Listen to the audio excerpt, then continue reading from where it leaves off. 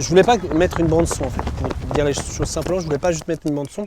Je voulais qu'il y ait un rapport, qu'il y ait un lien avec un humain entre guillemets, voilà, et un duo d'humains quoi. C'est-à-dire que Nico par exemple, il est électroacousticien, il est voilà, et il joue de la guitare, mais en même temps là je lui ai demandé d'être interprète.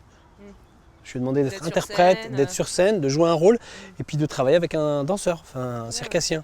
Donc il y a des histoires de liens physiques qu'il faut mettre en place, c'est-à-dire qu'à un moment donné ils dansent ensemble, enfin, il y a du contact et tout ça. Et ça c'est un travail qui est vraiment pas évident.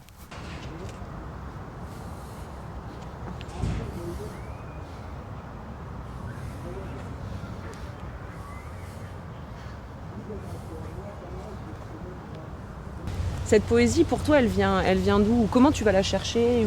Elle est dans la faille, elle est dans la difficulté. Je crois qu'elle est dans ce qui est de plus, à la fois de plus évident chez les uns et les autres. Cette histoire de simplicité des corps, de simplicité de l'être. Quand on prend par exemple Nicolas, il est musicien, il faut lui demander d'être interprète.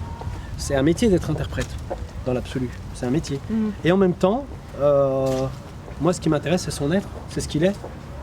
Comment on peut construire comment on peut écrire avec le fragile, avec le fragile.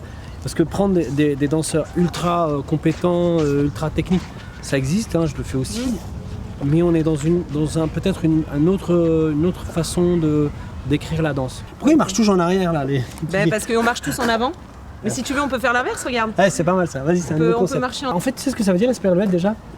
À l'époque, au Moyen-Âge, ça s'appelait une ligature mérovingienne. Une ligature mérovingienne? Ouais.